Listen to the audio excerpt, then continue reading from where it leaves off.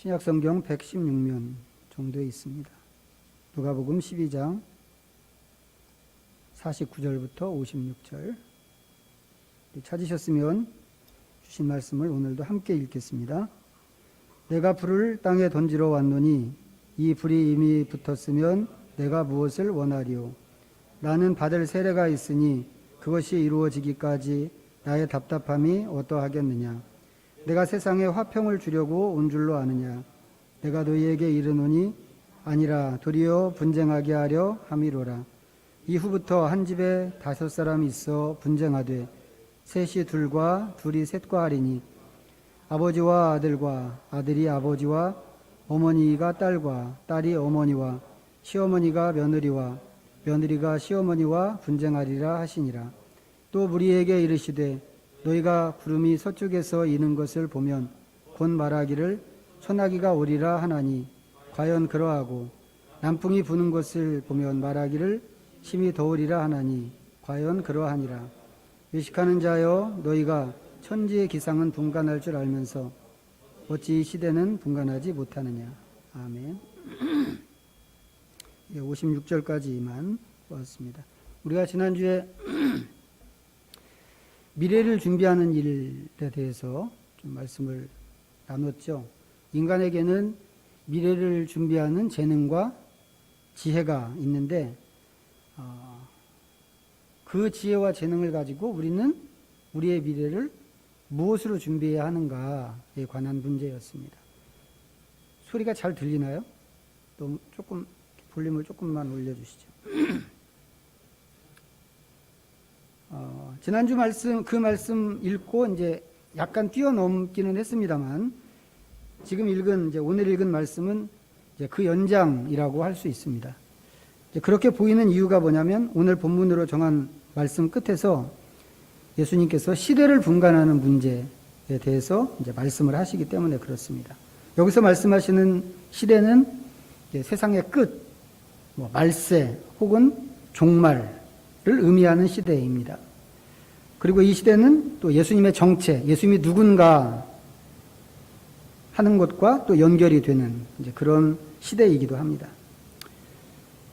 흔히 예수님이 왜 오셨는가를 이야기할 때 우리는 이제 인류를 구원하시기 위해서 예수님이 오셨다고 이제 이렇게 이야기합니다.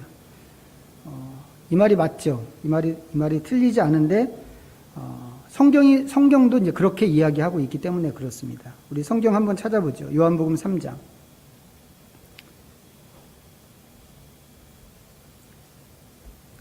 (146면) 요한복음 3장 17절. 자, 같이 읽어보겠습니다. 17절. 하나님이 그 아들을 세상에 보내신 것은 세상을 심판하려 하심이 아니요 그로 말미암아 세상이 구원을 받게 하려 하심이라. 자, 보통 이제 말세나 아니면 종말을 이야기하면 가장 먼저 생각나는 게 심판과 혼돈 같은 것입니다. 이 이미지를, 종말에 대한 이런 이미지를 누가 심어줬는지는 모르겠는데 일반적으로 세상의 종말이라고 하면 심판을 가장 먼저 떠올립니다. 자, 그런데 지금 읽은 말씀에 보니까 오히려 반대죠. 하나님께서 아들을 보내주셨는데 세상을 심판하려고 보내주신 것이 아니고 구원하려고 아들을 보내주신 거라고 성경은 그렇게 이야기하고 있습니다. 그러니까 일단은 우리가 이제 이것을 붙잡아야 됩니다. 심판이 아니고 구원이구나. 요거 붙잡는 게 우선적으로 중요합니다.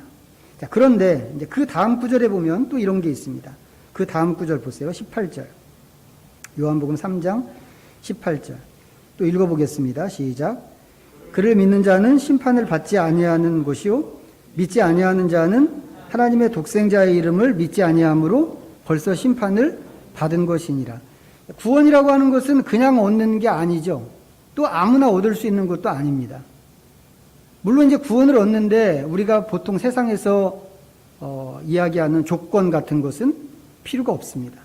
하나님은 우리가 어느 학교를 나왔는지, 우리가 어느 정도의 재산을 갖고 있는지 이런 것 일절 묻지 않으십니다.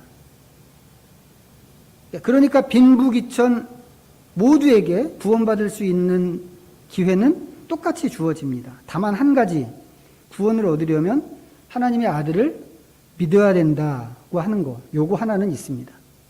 믿지 않으면 그 사람에게 주어지는 것은 구원이 아니고 심판이라고 합니다. 그런데 금방 앞에서 하나님은 세상을 심판하지 않으신다고 그랬잖아요.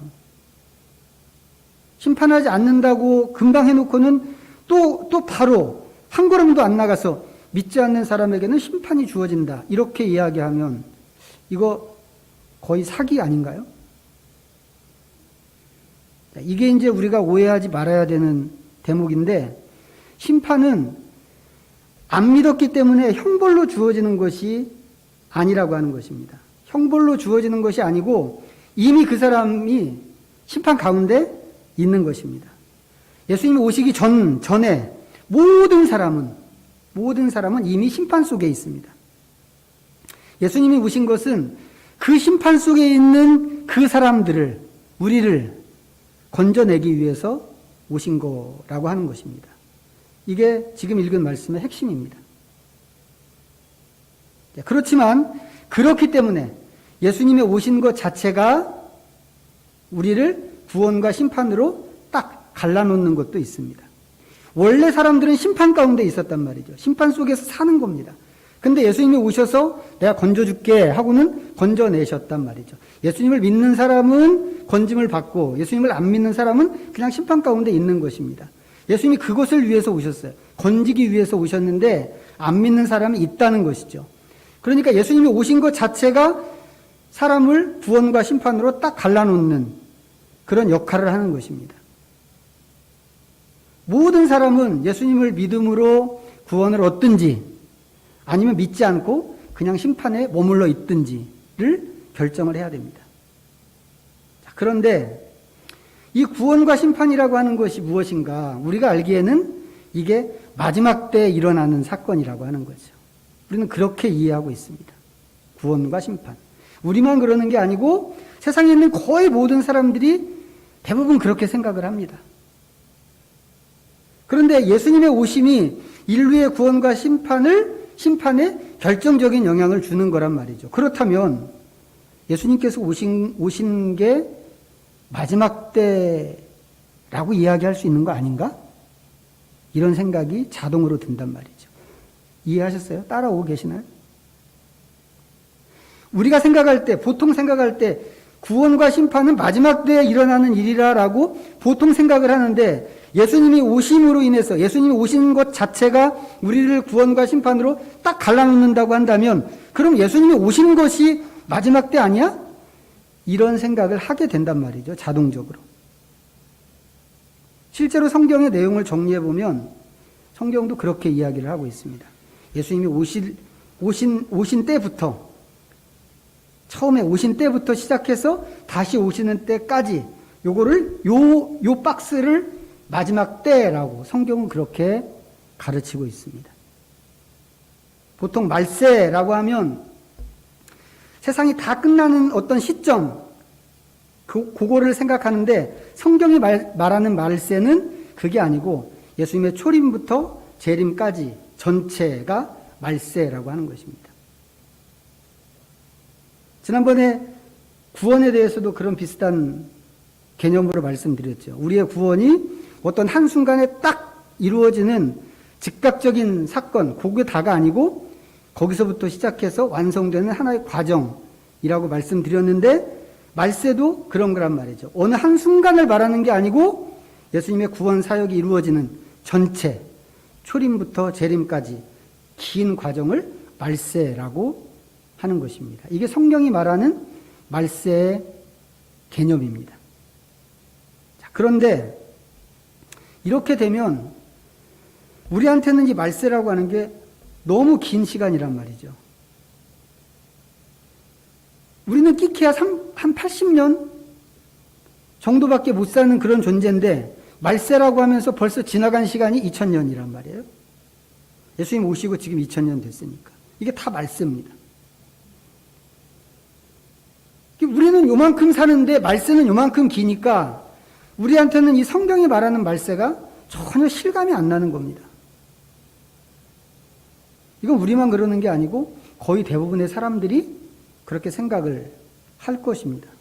오늘 말씀에서 시대를 분간해야 된다라고 하는 말씀은 그래서 나온 이야기라고 할 수 있습니다.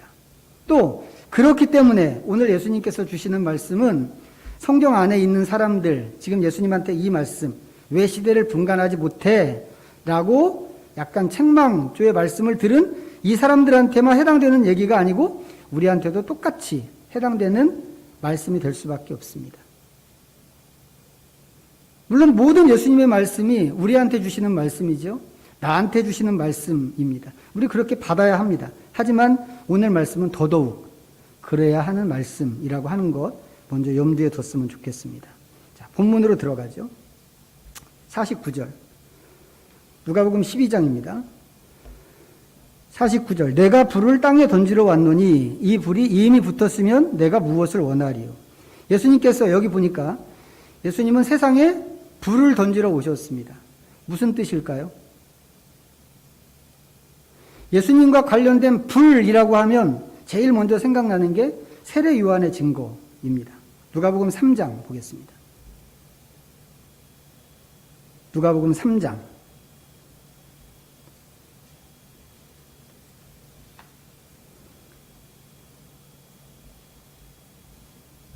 3장 15절부터 17절까지 읽습니다. 같이 시작. 백성들이 바라고 기다림으로 모든 사람들이 요한을 혹 그리스도신가 심중에 생각하니 요한이 모든 사람에게 대답하여 이르되 나는 물로 너희에게 세례를 베풀거니와 나보다 능력이 많으신 이가 오시나니 나는 그의 신발끈을 풀기도 감당하지 못하겠노라. 그는 성령과 불로 너희에게 세례를 베푸실 것이요 손에 키를 들고 자기의 타작 마당을 정하게 하사 알곡은 무와 곡간에 드리고 쭉정이는 꺼지지 않는 불에 태우시리라. 세례 요한이 한참 활동할 때 그때 사람들은 세례 요한을 가리켜서 저 사람이 그리스도인 것 같아 라고 생각을 했습니다. 그래서 물었죠. 대놓고 당신이 그리스도입니까? 물었더니 대답하기를 나는 그리스도가 아니다 라고 분명하게 대답을 했습니다. 그러면서 그리스도가 오시면 자기하고 얼마나 다른 차원일지, 그리스도는 자기하고 어떻게 다른 차원일지를 이야기하는데 그리스도가 하실 이 일은 정말 탁월하다고 하는 것을 얘기해 줬습니다. 지금 읽은 말씀에서 그리스도는 특별히 두 가지를 하십니다. 첫째가 성령과 불로 세례를 주시는 것입니다. 그리고 두 번째는 알곡과 쭉정이를 확실하게 구분하는데 알곡은 곳간에 넣고 쭉정이는 불에 태우실 것입니다. 자, 우선 그리스도는 세례를 주십니다. 그런데 이 세례가 요한이 주던 물세례 같은 것은 아니고 성령 세례고 불세례입니다. 사도행전에 보면 오순절 날 첫 번째 오순절에 성령이 임하시는데 불 같은 성령으로 임하셨습니다. 성경에 이야기할 때는 정확하게 불의 혀처럼 갈라지는 것을 사람들이 봤다고 그랬습니다. 그 모습이 그랬단 말이죠. 그러니까 불 같은 성령으로 임하신 게 맞고 또 그렇기 때문에 여기서 성령과 불은 같은 뜻으로 이해해도 과히 틀린 얘기가 아닙니다. 중요한 것은 불세례가 뭐냐고 하는 겁니다. 예수님은 불로 세례를 주시는데 불세례가 무엇일까? 꽤 많은 사람들이 불세례라고 하면 성령의 능력 같은 것을 생각합니다. 이건 거의가 간증하고 다니는 사람들이 준 영향이라고 생각하는데 과거에 성령 좀 받았다고 하는 사람들이 곧 이렇게 간증하면서 곧잘 하던 얘기가 불덩어리가 들어온 것처럼 너무 뜨겁고 너무 감당이 안 돼서 바닥을 대굴대굴 굴러다녔다고 하는 그런 이야기들을 과거에 성령 받았다고 하는 사람들이 이야기하는 거 들었습니다. 그러면서 그런 일이 있고 나서 예언도 하고 치유도 하고 귀신도 내쫓고 하는 그런 능력들이 생겼다고. 해본 사람이 그랬다고 했단 말이죠. 그러면 안 해본 사람은 그렇게 믿을 수밖에 없는 거죠. 그래서 교회 안에 불세례는 능력이라고 하는 인식이 자리를 잡게 됐습니다. 그런데 성경을 보면 우리가 늘 성령으로 돌아가야 되는데 성경에서 우리가 실제로 발견하는 것은 좀 다릅니다. 성경에서 불은 제일 먼저 나오는 불의 이미지는 하나님의 임재하고 관련이 있습니다. 불은 하나님의 임재하시는 표시입니다. 능력이 주어질 때 불이 아니고 하나님이 임하실 때 불인 것입니다. 물론 하나님은 불의 모양으로만 임하시지는 않죠. 어떤 때는 구름으로도 임하시고 여러 가지 몇 가지의 그런 상징적인 모양들이 있는데 불은 어쨌거나 하나님의 임재를 보여주는 상징으로 성경에서 많이 사용합니다.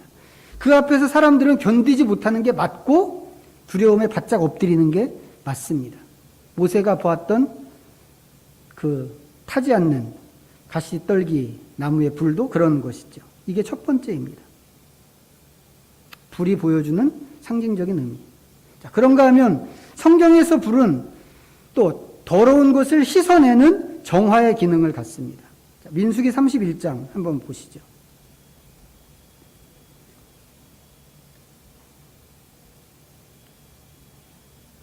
민수기 31장 248면 구약성경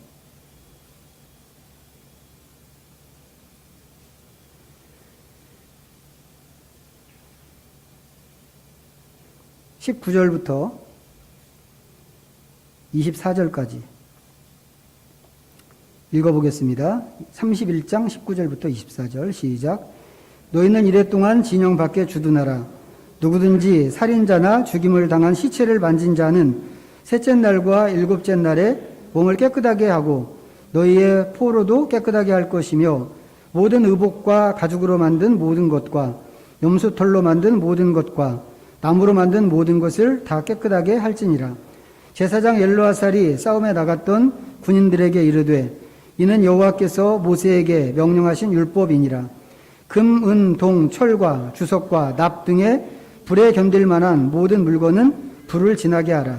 그리하면 깨끗하려니와 다만 정결하게 하는 물로 그것을 깨끗하게 할 것이며 불에 견디지 못할 모든 것은 물을 지나게 할 것이니라. 너희는 일곱째 날에 옷을 빨아서 깨끗하게 한 후에 진영에 들어올지니라. 미디안과 전쟁을 하러 나갔다가 돌아온 사람들한테 주신 말씀입니다. 구약 율법에서는 아시겠지만 사람이든지 짐승이든지 아니면 심지어 새나 아니면 곤충에 이르기까지 죽은 것에 접촉한 것은 부정으로 취급됐습니다. 죽음에 접촉하는 것은. 그러면 지금 여기 이 말씀을 듣는 사람들이 전쟁에 나갔다 온 사람들이란 말이죠. 얼마나 많은 사람을 죽이고 온 군인들일 텐데 미디안을 아주 진멸하러 나갔다가 오는 거니까. 이 사람들이 얼마나 부정 가운데 있었겠어요. 돌아올 때. 근데 이스라엘 진영은 하나님이 계신 곳이란 말이죠. 그 중심에 하나님의 성막이 있고 그 주변으로 레위 지파가 호위병처럼 이렇게 진을 치고 살고 있고 그 바깥으로 이스라엘 다른 여러 지파들이 진을 치고 살고 있는데 그런 거 생각하면 이스라엘 진영은 하나님이 계신 곳이기 때문에 거룩한 곳입니다. 이 사람들이 진영으로 들어올 수 없단 말이죠. 거룩한 하나님이 계신 곳에 부정한 상태로 들어올 수 없는 겁니다. 들어오기 전에 자기를 먼저 씻어내는 일을 해야 된단 말이죠.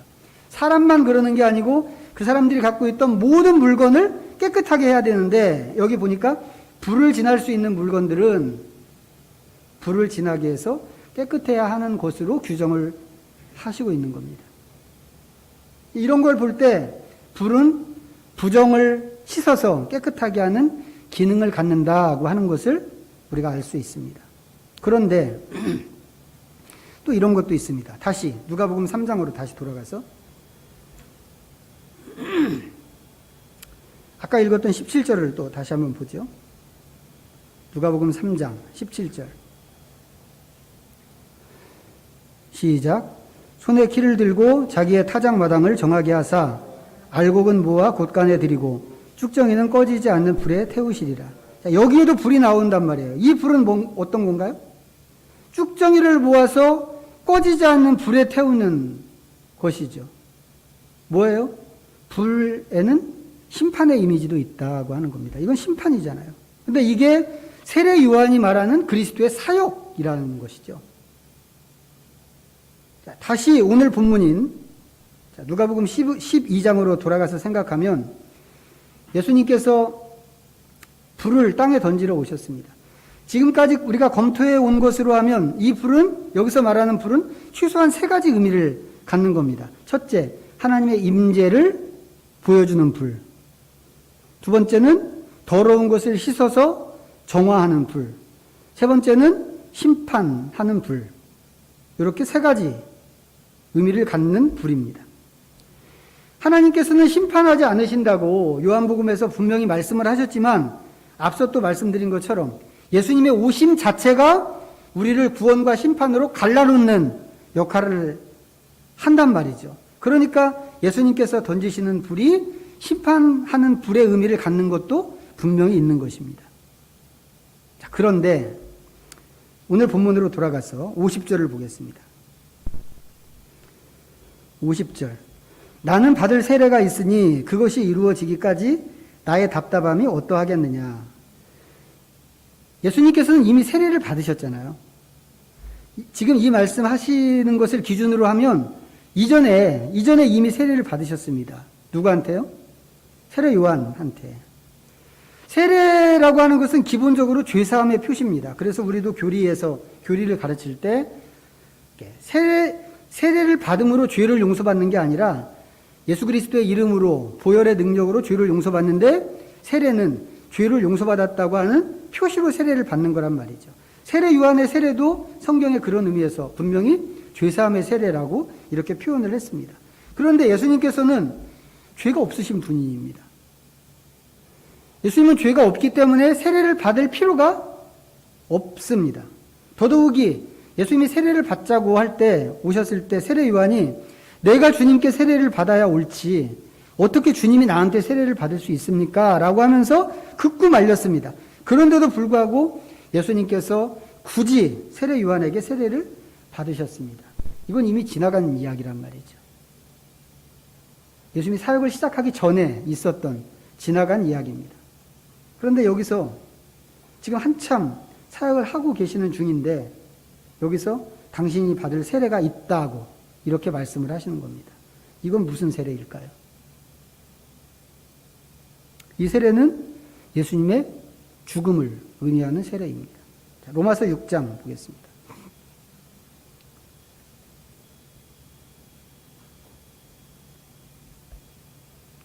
로마서 6장 246면 3절입니다. 6장 3절 읽겠습니다. 시작. 무릇 그리스도 예수와 합하여 세례를 받은 우리는 그의 죽으심과 합하여 세례를 받은 줄을 알지 못하느냐. 지금은 세례가 되게 좀 가치 없어졌죠. 세례의 가치가 되게 좀 하여튼 없어졌습니다. 아주 빈곤한 것이 되어버렸습니다. 그래서 지금은 그냥 시간이 지나면 자동으로 받는 계급장 같은 것이 되어버렸어요. 근데 그렇지만 이제 원래 세례라고 하는 것은 1차적인 의미가 죽음입니다. 죽음. 지금 읽은 말씀에 나오는 것처럼 세례를 받을 때 나 이제 죽습니다 하고 죽음으로 들어가는 거예요. 물속에 들어갈 때 죽는 거란 말이죠. 그리고 물 밖에 나오면서 다시 완전히 새로운 사람으로 사는 겁니다. 물속에 들어갈 때 예수님의 죽음과 연합해서 예수님의 죽음과 나도 함께 죽습니다 하고는 지금까지의 내가 죽어버리는 거예요. 그리고 물 밖으로 나올 때는 예수님의 그 부활하신 예수님과 연합해서 이제 새로운 나로 다시 태어나는 거란 말이죠. 그게 세례입니다. 그래서 세례가 갖고 있는 1차적인 의미는 죽음이라고 할 수 있습니다. 예수님께서도 당신의 죽음을 그런 차원에서 세례라고 말씀하신 적이 있는데, 자, 마가복음 10장 가서 한번 보겠습니다.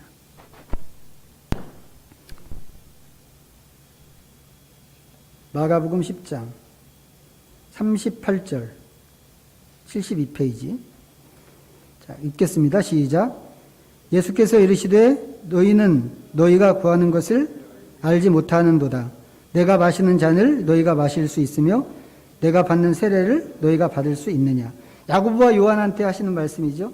주님의 나라에서 우리 형제가 제일 높은 사람 됐으면 좋겠습니다 라고 부탁할 때 하신 말씀인데, 그때 당신의 죽음을 세례에 빗대서 이렇게 말씀을 하셨습니다. 누가복음 12장에서 우리 본문, 오늘 본문에서 예수님께서 당신이 받을 세례가 있다고 하신 것도 이제 그런 의미라고 우리가 이해하면 됩니다. 근데 이 예수님의 죽음이라고 하는 것은 우리한테 의미하는 바가 크지요. 일단 예수님께서는 십자가에서 피 흘려 죽으심으로 우리의 부정을 씻고 우리를 정결하게 하셨습니다. 이건 마치 뭐하고 같은 거냐면 구약 제사에서 짐승의 피로 죄를 속하는 것과 비슷한 것입니다. 우리가 바로 얼마 전에 새벽에 그 히브리서를 쭉 봐왔는데 히브리서를 통해서 본 것처럼 예수님의 그 십자가 죽음과 피 흘리심은 하나님께 드리는 완전한 제사를 이루는 거였단 말이죠. 예수님은 마치 제물로 드려지는 짐승처럼 당신의 몸을 제물로 드리셨어요. 근데 이 제물은 구약시대의 제단에 드리던 짐승 제물과 다르게 완전한 제물이라고 그랬습니다.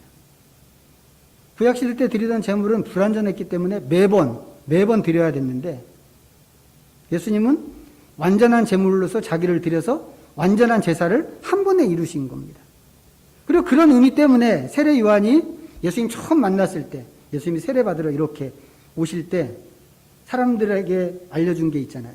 봐라, 보라, 세상 죄를 지고 가는 하나님의 어린 양이로다. 세례 요한이 예수님을 그렇게 표현했습니다. 세상 죄를 지고 가는 하나님의 어린 양이라고. 인간이 하나님의 심판을 받게 된 것은, 심판 가운데 있게 된 것은 순전히 죄 때문입니다. 그건 우리가 다 인정하고 있습니다. 그런데 예수님께서 세상 죄를 지고 가는 하나님의 어린 양으로 오셔서 그 죄를, 우리가 심판받아야 했던 그 죄를 스스로 짊어지셨단 말이죠. 모든 사람들은 이 죄의 보따리를 하나씩 이렇게 메고 다니는 겁니다. 태어날 때부터. 근데 죄의 삭은 사망이잖아요. 끙끙거리고 죄의 보따리를 들고 다니는데 이 죄 때문에 모든 사람은 죽음에 이르게 되었고 심판에 이르게 되었습니다. 근데 예수님이 오셔서 야, 그 죄의 보따리 네가 지고 가지 말고 내 어깨에다 올려. 내가 대신 지고 가줄게. 예수님을 믿고 그 말씀을 믿는 사람은 자기 그 죄의 보따리를 예수님 어깨 위에 얹어주는 겁니다. 예수님이 그렇게 우리의 죄의 보따리를 지고 가셨어요. 십자가에서. 문제는 그 죄가 어떤 죄였냐면 나를 심판 가운데 빠지게 하고 나를 죽음 가운데 있게 했던 죄였단 말이죠. 근데 이제 그 죄를 예수님이 지고 가신다고 지시면서 그 죄 때문에 이제는 예수님이 심판을 받게 됐다고 하는 겁니다. 원래는 인간 각자가 받아야 되는 그런 심판이었는데 그 심판을 예수님께서 지시는 겁니다. 그리고 예수님이 당하신 그 심판을 통해서 다른 사람들은 풀려나는 기회를 갖게 되는 것이죠. 이게 전부 십자가에서 일어난 일입니다. 앞에서 예수님이 던지는 불의 의미 세 가지를 말씀드렸습니다. 하나님의 임재, 또 죄의 정화, 또 하나님의 심판, 이 세 가지 의미. 근데 결과적으로 보니까 예수님께서는 어떻게 하셨어요? 십자가에서 이 세 가지 의미를 전부 당신 자신한테 쏟아 부으신 거나 마찬가지더라고 하는 거죠. 왜 이렇게 하셨나요? 왜? 우리 아까 요한복음 3장에서 읽었던 것처럼 하나님의 의도대로 세상을 구원하려고 예수님이 그렇게 하신 것입니다. 우리한테는 은혜죠.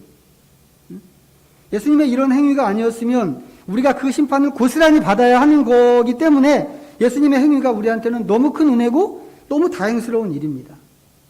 그런데 예수님께서 이 문제로 무리들을 책망하시는 겁니다. 지금 처음에 읽었던 본문에서 책망하시는데 책망의 말씀이 이겁니다.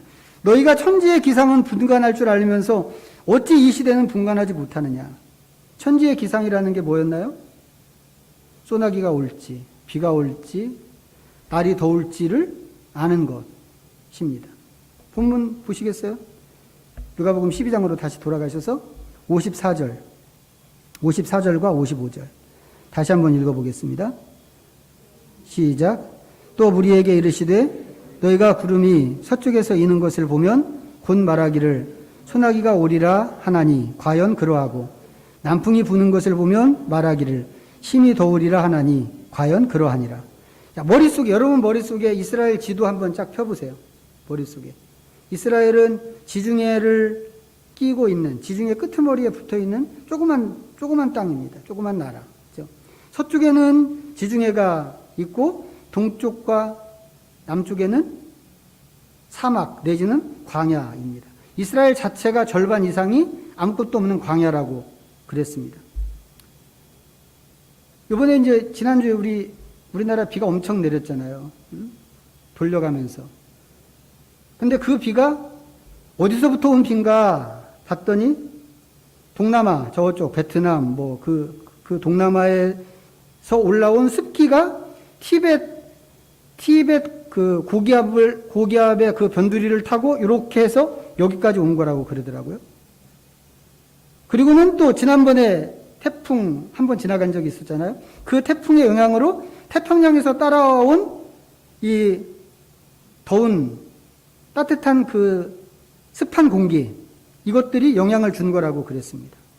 비는 어떻게 오는가? 그런 식으로 온다는 거죠. 바다에서 올라온 습기가 구름을 만들고 그 구름이 뭉쳐서서 무거워지면 비를 내리고. 근데 이스라엘이 접하고 있는 바다는 지중해밖에 없습니다.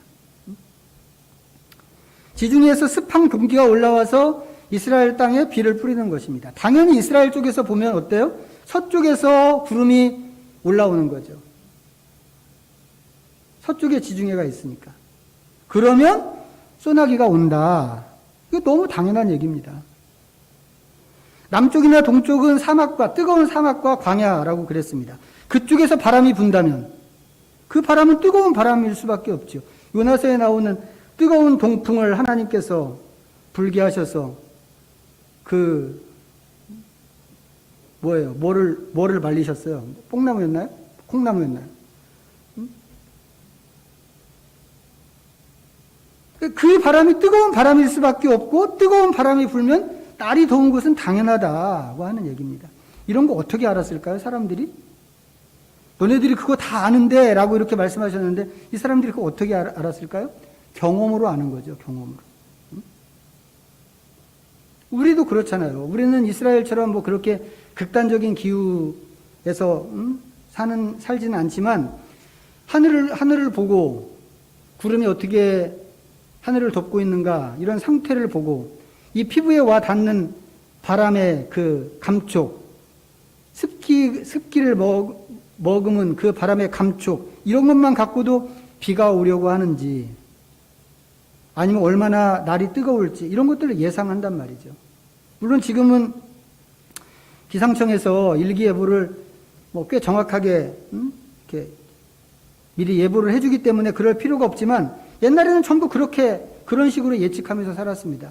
야, 빛나 뜬다, 빨래 걷어라. 옛날에 우리 어른들이 하시던 말씀이란 말이죠. 어떻게 하셨지? 비가 올지? 장독 뚜껑 좀 덮어라. 어떻게 하셨지? 비도 안 오는데? 이게 다 경험으로 아는 거란 말이죠. 삶에서 얻은 지혜입니다. 이런 지혜가 천지의 기상에 대한 것만 있을까? 아닐 거라는 거죠. 지난주에 말씀드린 것처럼 무엇이든지 소유가 넉넉하면 내일이 안전해 라고 하는 것도 삶에서 터득한 지혜라고 하면 지혜일 수 있습니다. 예수님이 말씀하시는 것은 그런 건 터득하고 분별할 줄 알면서 왜 시대를 분별하지는 못하느냐라고 하시는 겁니다. 앞서 말씀드렸지만 구원이나 심판은 역사의 마지막 때에 일어나는 일이라고 하는 게 사람들의 일반적인 생각입니다. 그런데 예수님이 오신 것 자체가 우리에게는 구원과 심판을 갈라놓는 그런 사건이었습니다. 그래서 예수님이 오신 것이 마지막 때의 시작이고 거기서부터 예수님이 다시 오시는 때까지를 마지막 때 혹은 말세라고 합니다. 그럴 때 우리는 무엇을 해야 할까 하는 것입니다. 가끔 세계 종말을 보여주는 영화 같은 거 있어요. 세월이 수상해서 그러는지 그런 그 재난 영화 꽤 많이 나오는데 그런 영화 같은 데 보면 사람들이 막 겁에 질려서 우왕좌왕 하는 것을 봅니다. 종말이라고 하는 이 사건 앞에서 무엇을 해야 하는가를 빨리 찾고 결정을 해야 하는데 뭘 해야 되는지를 모르니까 우왕좌왕 하다가 죽는 거죠. 예수님이 오신 때부터 다시 오시는 때까지를 종말이라고 한다면 종말은 언젠가요? 지금이 종말입니다. 지금. 내가 살고 있는 지금이 사실은 종말이란 말이죠. 오늘 본문에서 예수님 앞에 있는 이 무리들도 마찬가지입니다. 이미 예수님 오셨으니까 이 사람들도 지금 종말을 살고 있는 것입니다. 그렇다면 이 사람들이나 성경에 나오는 이 사람들이나 현재 21세기를 살고 있는 우리나 이 종말에 무엇을 해야 하는가를 찾아야 한다고 하는 것입니다.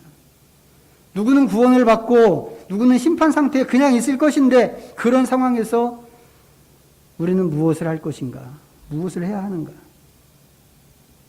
이거 생각해 보면 되게 시급한 상황이란 말이죠. 그런데 이 사람들이 이 시급성에 대한 감이 전혀 없는 겁니다. 지금이 종말이라고 하는 것을 생각하지 못하고 딴짓을 한다는 거죠. 딴짓 예를 들면 선생님 우리 형한테 말씀 좀 해주셔서 유산을 나하고 좀 나누게 좀 해주십시오. 이런 거 얘기한단 말이죠. 전혀 지금이 종말이라고 하는 거 전혀 모르는 거죠. 생각도 안 하는 겁니다. 너희가 천지의 기상은 분간할 줄 알면서 어찌하여 이 시대는 분간하지 못하느냐가 그런 말씀입니다. 다시 말씀드리지만 예수님은 종말을 가져오시는 분입니다. 하나님 나라도 가져오시지만 종말을 가져오시는 분입니다. 이 종말은 우리의 구원과 심판을 갈라놓는 그런 종말인데 다행히도 예수님께서는 우리가 받을 심판을 대신 받으시고 우리에게는 풀려날 수 있는 기회를 주십니다. 심판 중에 있는 우리한테는 너무 고마운 일입니다. 우리 힘으로는 얻을 수 없는 기회이기 때문에 예수님이 주시는 이 기회를 빨리 잡아야만 하겠죠. 기회를 잡는다고 하는 것은 당연히 예수님을 따르는 것입니다.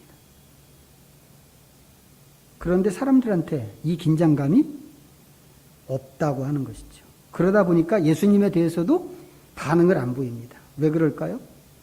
시대를 분간하지 못해서 그렇다고 하는 것입니다. 말씀드린 것처럼 이 사람들은 삶의 지혜를 터득한 사람들입니다. 그것을 예수님께서 분간이라고 하셨는데 이 사람들이 분간하는 것은 천지의 기상 외에도 여러 가지가 있습니다. 그 분별력과 지혜를 가지고 이 사람들은 바쁘게 삽니다. 어쩌면 자기 나름대로 열심히 사는 사람들일 수도 있습니다. 그런데 시대의 시급함에 대해서는 분별을 하지 못합니다. 예수님께서 이것을 굉장히 안타깝게 생각하시는데 저는 이 말씀을 읽으면서 우리는 어떨까를 생각했습니다. 우리는 어떨까요? 우리가 분간하는 것은 뭔가요? 우리도 분간하는 게 있죠.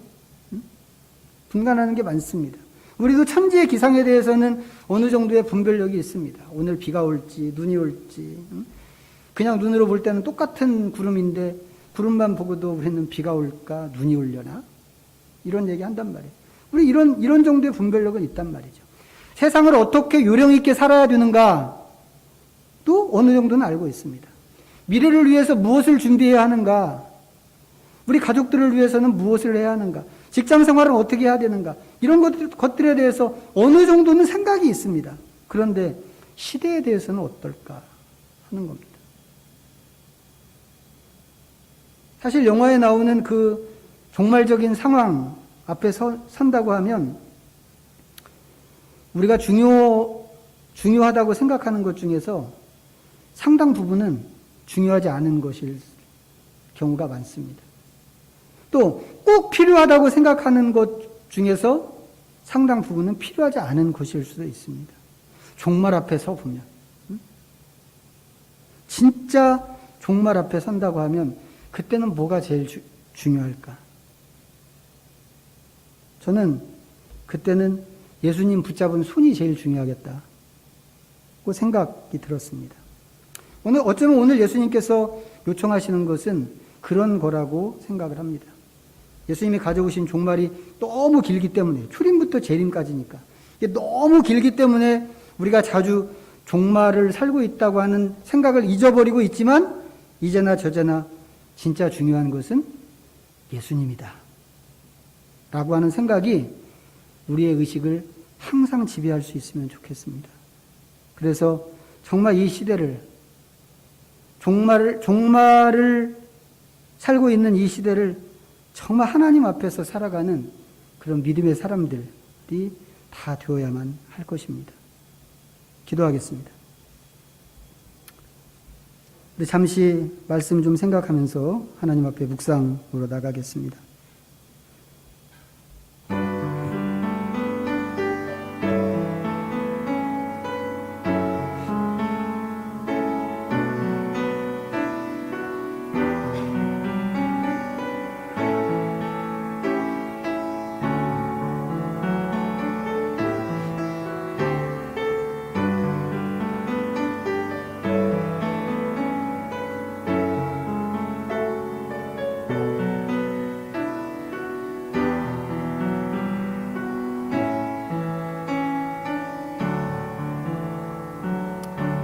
주님, 우리는 모두 주님의 종말을 사는 존재입니다. 그 종말 앞에서 주의 무게는 너무 무겁고 존재의 무게는 가볍기 짝이 없는 저희들이지만 주님께서 우리에게 구원의 기회를 주셨습니다. 우리에게는 천만다행이고 감사한 일이지만 우리는 자주 이 시대의 의미를 놓치고 살아갑니다. 세상을 사는 지혜는 얻고 그 지혜를 따라서 열심히 사는 듯하지만 정작 주님을 향해서는 어떻게 해야 하는지 지혜를 발휘하지 못하는 저희들입니다. 이제 주신 말씀의 도전을 얻어서 시대를 분별하고 주님을 바라보기를 원합니다. 이 땅에 불을 던지러 왔지만 스스로 그 불을 짊어지고 가신 주님을 우리의 생각과 삶의 최우선에 모시게 하시옵소서. 예수님의 이름으로 기도하옵나이다. 아멘. 찬송가 634장 부르시면